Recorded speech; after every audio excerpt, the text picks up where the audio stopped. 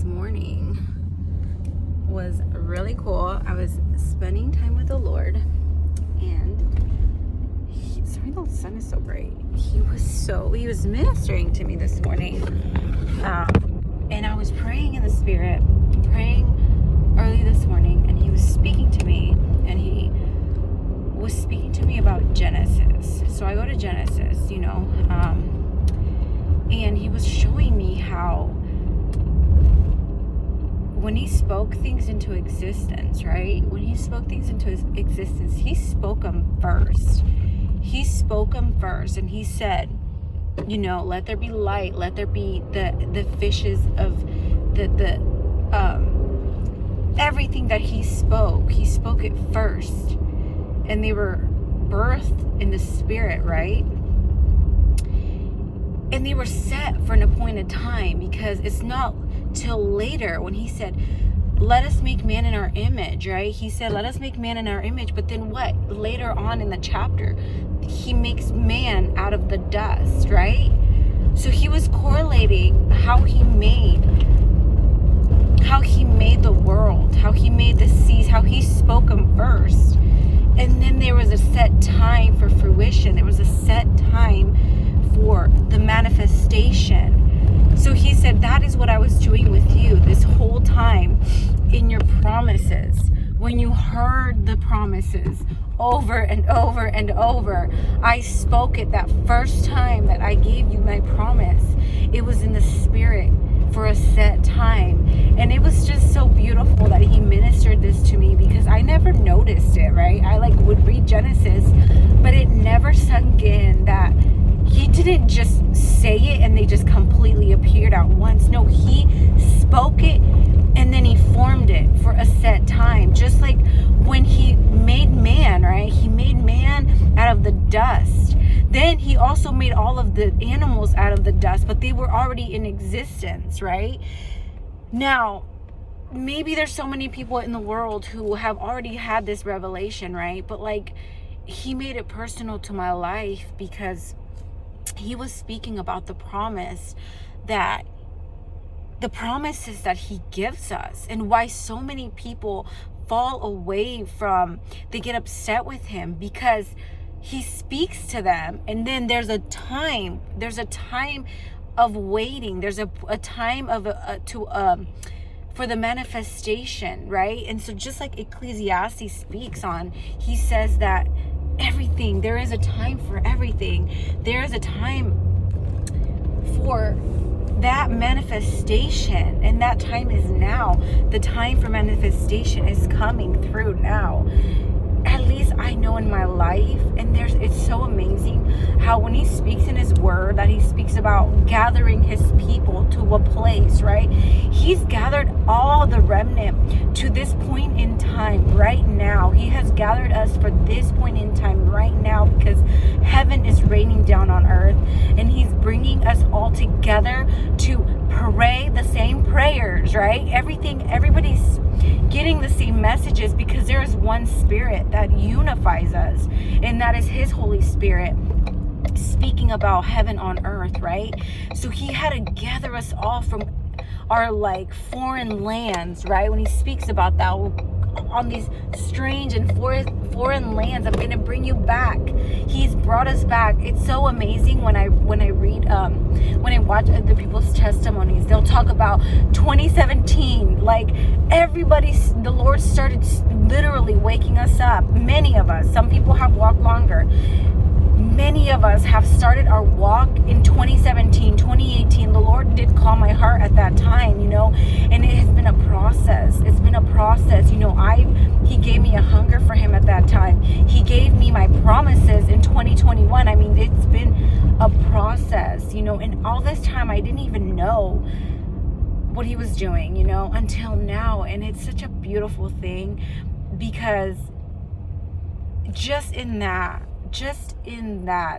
it shows how amazing and how purposeful and how timing is everything with God. Even though he spoke everything, when did it actually manifest?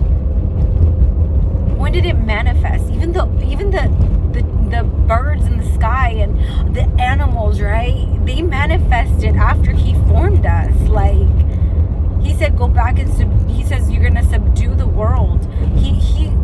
I was praying, and interceding in this morning, and he said, I want you to go to Genesis, because you're gonna cancel the curse. You are going to cancel. You're gonna come out of agreement with, what did I curse? Woman and man. I'm gonna get into this. There's gonna be another one that I'm gonna speak about, because wow, was he dropping bombs on me, dropping that revelation. It was amazing, and it was such a moment of like freedom. It was a moment of freedom, and he's teaching me how to pray and how to war and how to stand, and that's really, listen, the war is about standing. It's not about contending.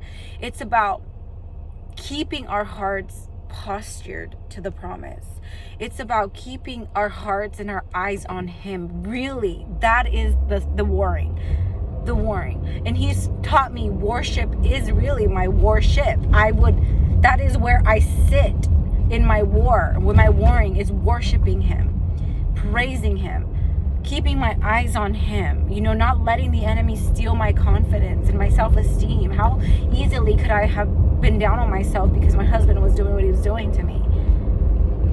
The Lord didn't allow that. He's like, nah, you are fearfully and wonderfully made. You are precious. And I felt that way. I didn't have to have my husband validate me and make me feel beautiful and loved. No. God did that for me. So it's amazing how he's so purposeful, you guys, and he's so loving. So whatever promise that you are standing for, you stand.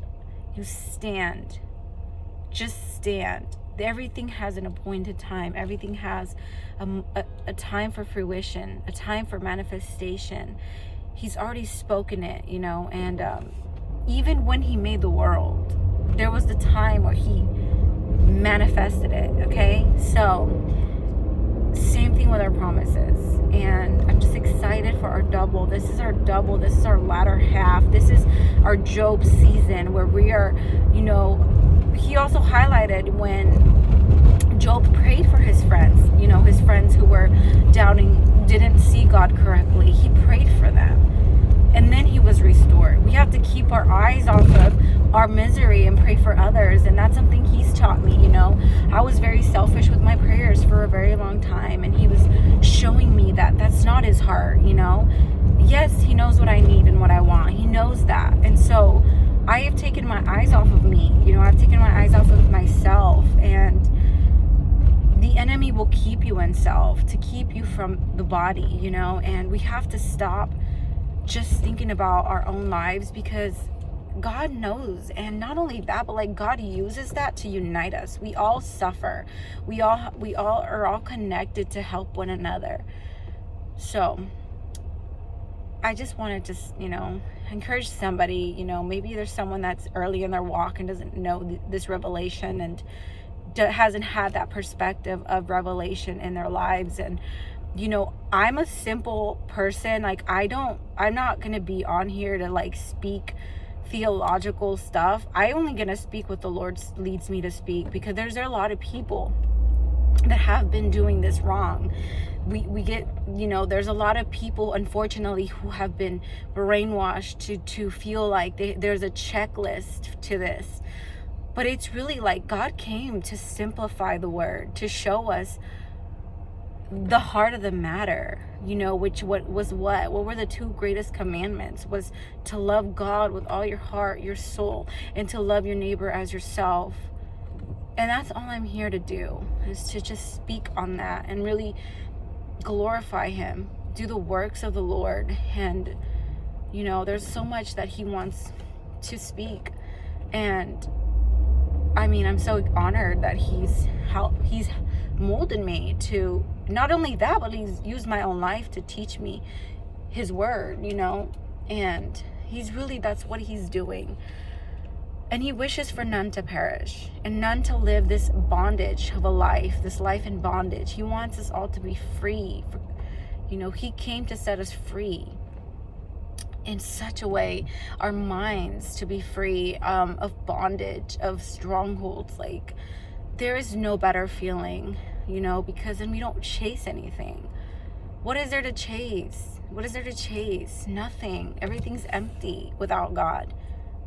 Without him, we can do nothing.